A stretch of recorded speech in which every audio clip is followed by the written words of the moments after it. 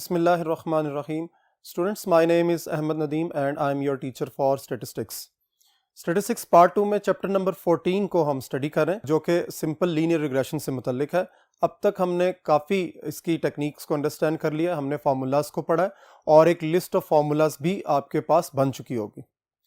Practice session के एक नए क्वेश्चन के साथ आज हम आगे की तरफ चलेंगे और देखेंगे कि आज हम मज़ीद क्या कैलकुलेशंस कर रहे हैं और अपने कॉन्सेप्ट्स को किस तरह और ज़्यादा क्लियर कर रहे हैं। तो चलिए बोर्ड की तरफ और देखते हैं कि आज हम क्या कैलकुलेशंस करने जा रहे हैं। जी, सबसे पहले क्वेश्चन को अंडरस्टैंड करेंगे। गिवन द फॉलोइंग डेटा, आपके पास x और y दो वेरिएबल्स हैं और उनमें आपको डिफरेंट वैल्यूज नज़र आ रही होंगी। x की वैल्यूज 0 से लेकर 4 तक हैं, 0, 1, 2, 3, 4, और y की वैल्यूज आपको डिफरेंट पॉइंट्स के अंदर मेंशन्ड है। ठीक है, इसमें आपने स्टेटमेंट को भी अंडरस्टैंड करना है कि आपको क्या कुछ कैलकुलेट करने के लिए कहा जा रहा है। सबसे पहला जो आपका पार्ट है वो है determine the least square line. अब ये लीस्ट स्क्वायर लाइन और रिग्रेशन लाइन या लीस्ट स्क्वायर रिग्रेशन लाइन ये सब एक ही जुमले के डिफरेंट पार्ट्स हैं। आप इसको डिफरेंट एंगल से स्टडी कर सकते हैं और हमने यहाँ पर इसको लीस्ट स्क्वायर लाइन कहा गया। सो इसका मतलब ये हुआ कि जब लीस्ट स्क्वायर लाइन होगी तो इसका आपने जो कैलकुलेशन करनी है वो लीस्ट स्क्वायर रिग्रेशन लाइन ही करनी है। ठीक है, और नेक्स्ट जो उसका पार्ट है taking x as independent variable, यानी x जो होगा वो ऑन के बाद आएगा। ठीक है, यानी आप ये कह सकते हो कि अगर x इंडिपेंडेंट वेरिएबल है तो इस पर्टिकुलर क्वेश्चन के अंदर आपने जो कैलकुलेशंस करनी है वो जो लीस्ट स्क्वायर लाइन है वो y ऑन x होगी। क्यों? क्योंकि x जो है उसने बता दिया क्वेश्चन के अंदर एज इंडिपेंडेंट वेरिएबल। ठीक है, second part find the trend values for the given values of x। ये जो गिवन वैल्यूज ऑफ x है, ठीक है, वो ये इसके बारे में जो यहाँ गाइडेंस प्रोवाइड की गई है, ये लफ्ज कहकर गिवन मतलब ये कि जो क्वेश्चन के अंदर गिवन है, आपको क्वेश्चन के अंदर x की जो वैल्यूज आपको गिवन है, आपने इन सारी वैल्यूज के लिए कैलकुलेशंस करनी है किसकी? Trend values. एंड फाइनली जो थर्ड पार्ट है वो इसका है find the sum of squares of residuals. ठीक है, ये रेजिडुअल्स आपने लास्ट लेक्चर में भी स्टडी किया था कि रेजिडुअल्स क्या है। इसमें हम आगे फर्दर जब कैलकुलेशंस करेंगे उसमें मजीद इसकी एक्सप्लेनेशन को भी स्टडी कर लेंगे। क्लियर होगी बात? अब नेक्स्ट बोर्ड की तरफ चलते हैं और इसकी बाकायदा कैलकुलेशन को देखते हैं और किस तरह इसको परफॉर्म करना है वो आउटलुक्स भी देखते हैं। तो चलिए नेक्स्ट बोर्ड की तरफ।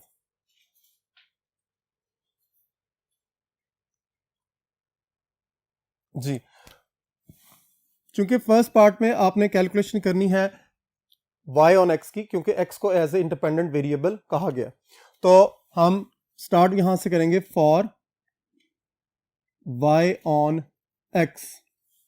ठीक है, सबसे पहले रिग्रेशन मॉडल लिखा जाएगा y hat is equals to a yx plus b yx into x। ये आपका रिग्रेशन मॉडल हो गया। ठीक है, उसके बाद आप कैलकुलेशंस करते हैं, b को कैलकुलेट करते हैं, that is n sigma x y minus sigma x sigma y divided by n sigma x square minus sigma x whole square. ठीक है जी, और a जो है y x is equals to y bar minus b x bar. ठीक है, अब चूंकि मेरे पास बोर्ड काफ़ी बड़ा है और इसमें आगे मैं मज़ीद कैलकुलेशंस कर सकता हूं, तो मैं क्या करता हूं कि यहाँ पर कुछ लाइंस ड्रॉप करने के बाद x और y की वैल्यूज़ को यहाँ पर आपके सामने पुटअप करता हूं और यहाँ उसकी कैलकुलेशंस को परफॉर्म कर देता हूं। तो देखिए x की वैल्यूज़ हम ले लेते हैं, दिस 0, 1, 2, 3 एंड 4 तक वैल्यूज है। उसके बाद y की values 1.0, 1.8, 3.3, 4.5 and last one is 6.3। इस तरह आपके पास x और y की वैल्यूज हमने अलग से इसको डिफाइन कर दिया जो हमें गिवन थी। अब अकॉर्डिंग टू द फॉर्मूला हमें क्या करना है कि हमने जो रिक्वायर्ड कॉलम्स हैं वो कैलकुलेट कर लेने हैं। हमें रिक्वायर्ड है सिग्मा एक्स वाई नंबर 1, और उसके बाद हमें रिक्वायर्ड है एक्स स्क्वायर। हम इसको भी कैलकुलेट कर लेते हैं। एक्स वाई का मतलब यह है कि एक्स की वैल्यू वाई की वैल्यू के साथ मल्टीप्लाई होगी। 0 किसी भी नंबर से मल्टीप्लाई हो आंसर 0 होता है। 1 मल्टीप्लाई होगा तो इट इज 1.8। जब 2 मल्टीप्लाई करेंगे इट इज 6.6, और 3 जब 4.5 से मल्टीप्लाई होगा तो इसके लिए आप कैलकुलेटर का इस्तेमाल करें। ऑरल कैलकुलेशंस उस वक्त तक करनी है जब तक आपके लिए इजी हो। तो देखिए 3 को मल्टीप्लाई करेंगे 4.5 के साथ, 3 मल्टीप्लाई बाय 4.5, तो आपके पास जो आंसर आएगा दैट इज 13.5। उसके बाद नेक्स्ट आप देखिए 4 को मल्टीप्लाई करना है 6.3 से। दिस इज 4, 6.3, इसको आप मल्टीप्लाई करेंगे तो आपके पास आंसर आ जाएगा 25.2। ठीक है। अब एक्स स्क्वायर का मतलब है एक्स की जितनी भी गिवन वैल्यूज हैं उन सबका स्क्वायर करना है। 0 का स्क्वायर 0, 1 का स्क्वायर 1, 2 का स्क्वायर 4, 3 का स्क्वायर 9 और 4 का स्क्वायर 16। क्लियर होगी बात जी। अब आपको क्या करना है, इन कॉलम्स का सम कैलकुलेट करना है। ठीक है, तो सिग्मा एक्स हम अलग से यहां पर डिफाइन कर सकते हैं। Sigma x is 0 + 1 + 2 + 3 + 4, this is 10. Sigma xy, the column is 0 + 1.8 + 6.6 + 13.5 + 25.2, so that is 47.1. ठीक है जी। Now sigma y is 1.0 + 1.8 + 3.3 + 4.5 + 6.3, तो हमारे पास सिग्मा y जो है वो क्या आएगा 16.9। Now x square 0 + 1 + 4 + 9 + 16, so sigma x square is 30. So sums आपने यहाँ साइड पर लिख लिए। अब ये सारी वैल्यूज जो है वो हम पुट अप करेंगे किसमें, अपने बी के फॉर्मूले में, और देखेंगे कि हमारे पास क्या रिजल्ट जनरेट हो रहा है। टोटल पेयर्स देख लीजिए जो एन की जगह पर आपने सब्स्टिट्यूट करने, 1 2 3 4 5 पेयर्स हैं आपके पास। सो एन की जगह पर आप 5 पुट अप करेंगे, और सिग्मा एक्स वाई ये आपने कैलकुलेट किया हुआ है, that is 47.1 minus sigma x is 10 और sigma y is 16.9 divided by 5 times sigma x square, it is 30 minus sigma x यानी 10 का स्क्वायर। तो देखिए आपके पास क्या कैलकुलेशंस आ रही हैं इसकी।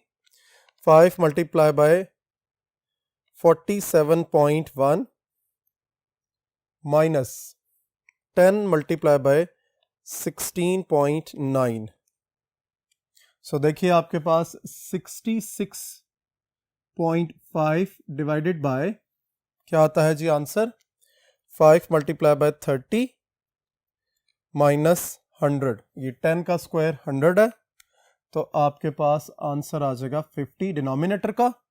और जब आप इसकी फाइनल कैलकुलेशंस करेंगे तो 66.5 को आपने डिवाइड करना है 50 के साथ, तो आपका फाइनल आंसर आ जाएगा, यानी बी का जो आंसर आया है 1.33।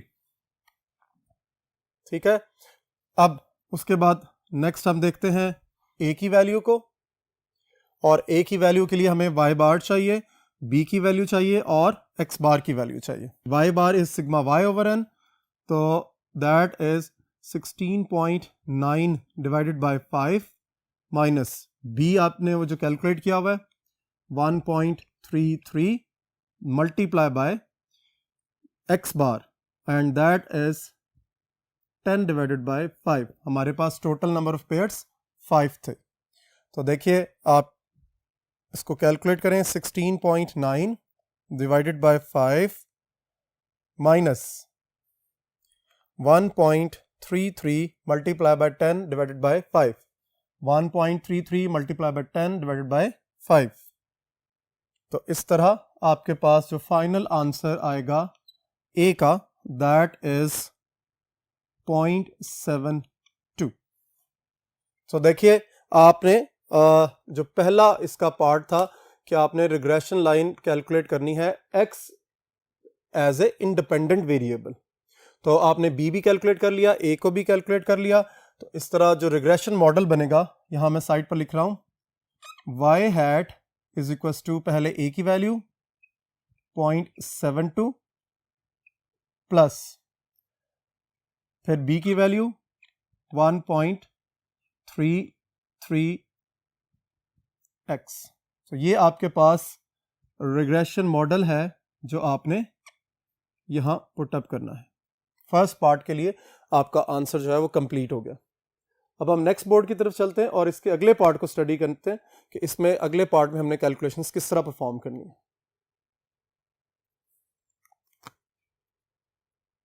जी, नेक्स्ट हमारा जो पार्ट था वो ये था कि आपने ट्रेंड वैल्यूज कैलकुलेट करनी है for the given values of x. यानी मैं यहां पर रीडिफाइन कर देता हूं कि हमने ट्रेंड वैल्यूज को कैलकुलेट करना है। ठीक है, ट्रेंड वैल्यूज क्या है, वाई हैट। हम पहले क्या करते हैं, एक्स को डिफाइन कर लेते हैं 0, 1, 2, 3 और ये 4। और ट्रेंड वैल्यूज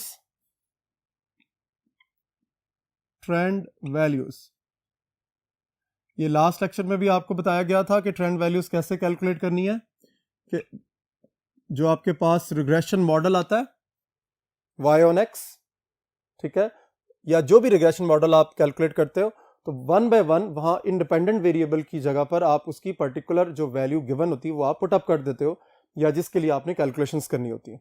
तो क्या होगा, सबसे पहले आप मॉडल को माइंड के अंदर रखेंगे। देखिए मॉडल क्या है, या जो रिग्रेशन इक्वेशन है that is y hat is equals to 0.72 plus 1.33x। तो इस मॉडल को माइंड के अंदर, इस इक्वेशन को माइंड के अंदर रखना है जो ली स्क्वायर लाइन है आपकी, और उसमें x की जगह पर ये जो x है इसमें आपने बारी बारी given values of independent variable put up करनी है। तो देखिए कैसे हो रहा है, 0.72 प्लस 1.33। अब x की जगह पर मैं क्या लगा दूंगा, 0। तो देखो फर्स्ट ट्रेंड वैल्यू आपके पास क्या आएगी, इसको बड़ा सिंपली आप कैलकुलेट कर सकते हो। जब 0 1.33 से मल्टीप्लाई होगा और इसका आंसर 0 हो जाएगा, तो सिंपली आपके पास आंसर जो बच जाएगा वो होगा 0.72। ठीक है जी। नेक्स्ट 1 के लिए देखिए 0.72 प्लस 1.33 और x की जगह पर आप क्या लगाएंगे, 1। ये 1 मैं अपनी मर्जी से नहीं लगा रहा, जो मेरे पास x की गिवन वैल्यूज हैं उसमें ये सेकंड वैल्यू है। पहली वैल्यू 0 है तो मैंने 0 लगा दिया, और सेकंड वैल्यू 1 है तो मैंने 1 इसमें पुट अप कर दिया। अब क्या होगा कि 1 जो है वो मल्टीप्लाई होगा 1.33 से, और उसमें 0.72 ऐड हो जाएगा। तो देखिए इसका आंसर आ जाएगा आपके पास 2.05। नेक्स्ट आपके पास जो कैलकुलेशन है 0.72 प्लस 1.33 और उसमें x की जगह पर आप क्या लगाएंगे, 2। तो देखिए आपका आंसर क्या आ रहा है,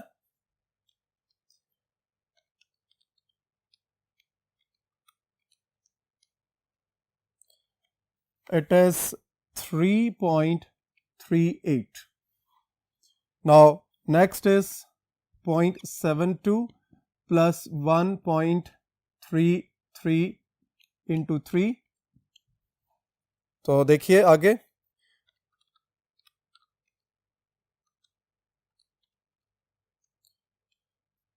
it is 4.71. तो लास्ट वैल्यू इज 0.72 प्लस करेंगे इसमें हम 0.72 प्लस 1.33 मल्टीप्लाई बाय 4.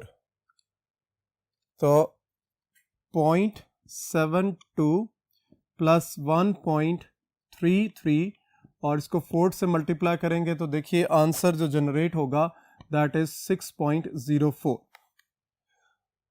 सो आप ये कह सकते हो, मैं अलग से इसलिए लिख रहा हूं ताकि आपको इसकी क्लैरिटी हो कि ये जो सारी कैलकुलेशन हमने यहाँ देखी या परफॉर्म की हैं, ये आप अगर शो नहीं भी करते, यानी आप फर्स्ट सेकंड थर्ड को शो कर दें, बाकी आप डायरेक्ट कैलकुलेशंस लिख लें, तब भी आंसर एक्सेप्टेबल होगा आपके लिए.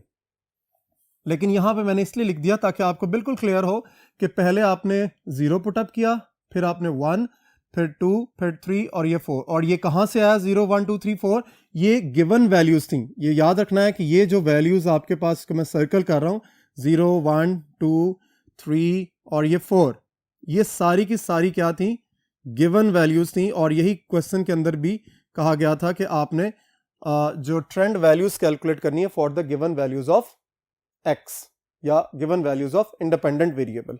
सो अब आपके पास कह सकते हो आप, सो ट्रेंड वैल्यूज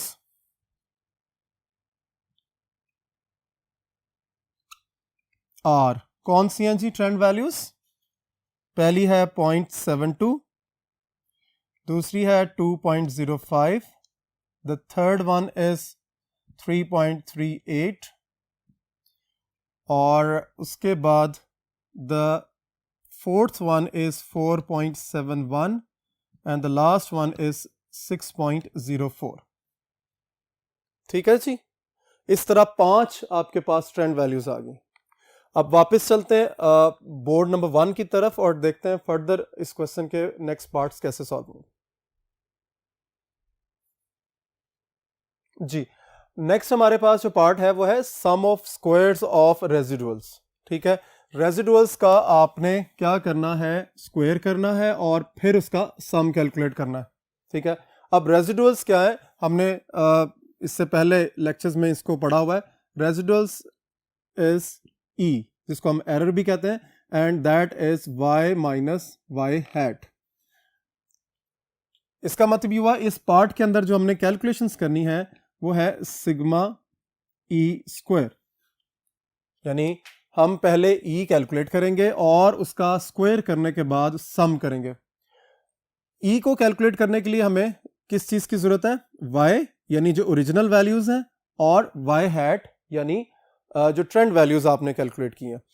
इससे पिछले वाले पार्ट में आपने y हैट यानी ट्रेंड वैल्यूज को कैलकुलेट कर लिया, जो कि मैंने यहां लिखी हुई है कि जो ट्रेंड वैल्यूज हैं वो आपके पास 0.72, 2.05, 3.38, 4.71 और 6.04 ये हमने कैलकुलेशंस कर ली हुई है पिछले पार्ट में.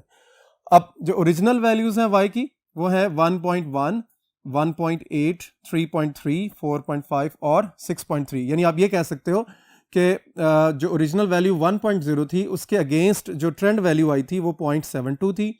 ओरिजिनल वैल्यू जो डेटा में अवेलेबल थी 1.8, उसके अगेंस्ट जो आपको ट्रेंड वैल्यू मिली वो 2.05 थी.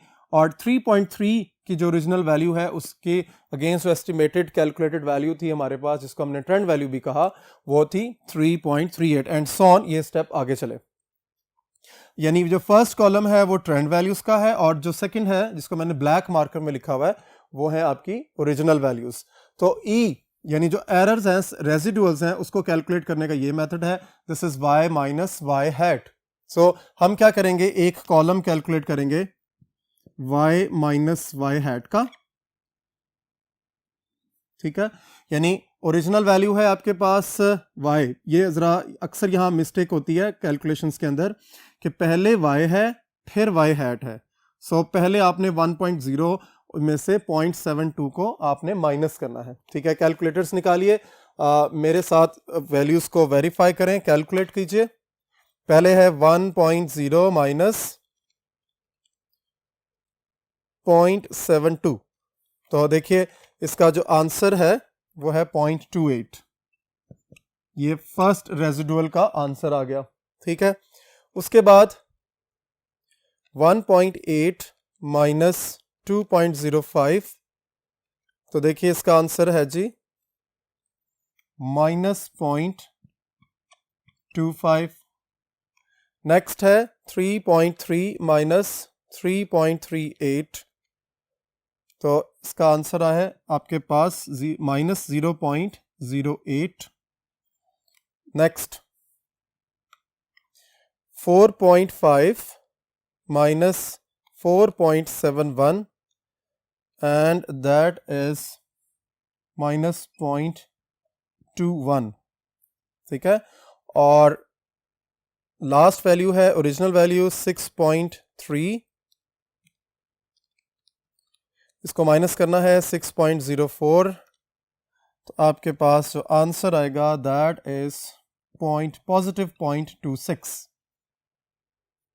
ठीक है जी, सो आपने E यानी y minus y hat calculate कर लिया, जिसको हम E कह सकते हैं।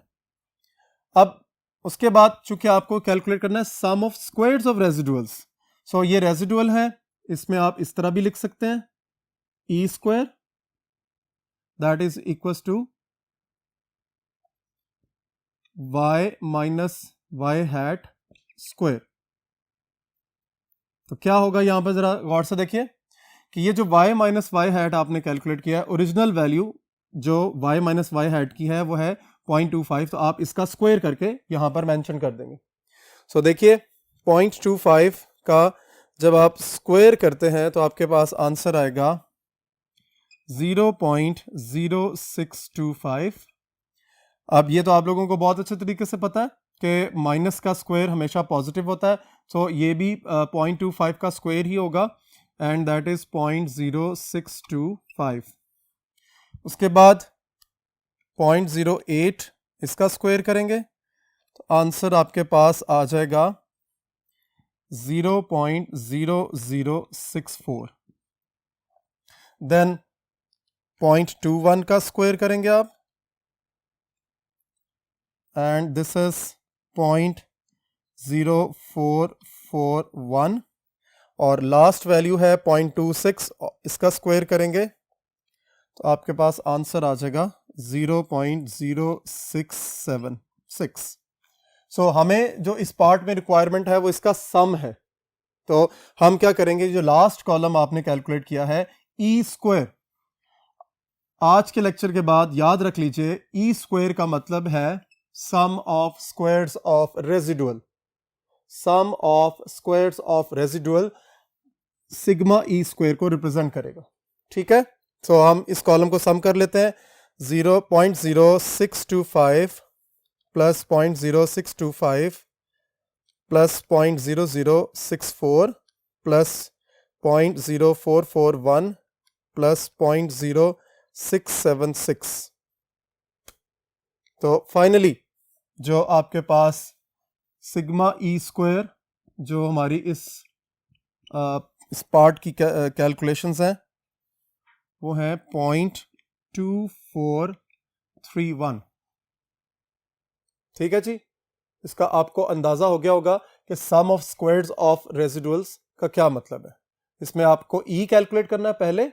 ई का मतलब है कि y में से y हैट को माइनस करना, ये आपका सिंपल रेजिडुअल आ गया। और रेजिडुअल की कैलकुलेशन के बाद हर वैल्यू का इंडिविजुअल स्क्वायर करेंगे, इस तरह आपके पास सारी वैल्यूज का स्क्वायर आ जाएगा, और जब इसका सम करेंगे तो इसका आंसर क्या होगा आपका 0.2431। This is sum of squares of residuals. ठीक है जी, आपको इस चीज को बिल्कुल माइंड के अंदर रखना है। आज के बाद कहीं पर भी क्वेश्चन के अंदर ई स्क्वायर की बात हो रही हो तो आपने याद रखना है ई स्क्वायर मींस रेजिडुअल्स और उनका स्क्वायर, और सिंपल ई की बात हो रही हो तो इसका मतलब है कि वो रेजिडुअल्स की बात हो रही है। होप आज का लेक्चर आपको अच्छे तरीके से क्लियर हो गया होगा। हमने आज की कैलकुलेशंस के अंदर कुछ नई बातें भी सीखी हैं। अपना और अपनी फैमिली का बहुत ज़्यादा ख्याल रखें और इन क्वेश्चंस को ज़रूर प्रैक्टिसाइज करते रहें। इंशाल्लाह नेक्स्ट लेक्चर में मुलाकात होगी। अल्लाह हाफिज़।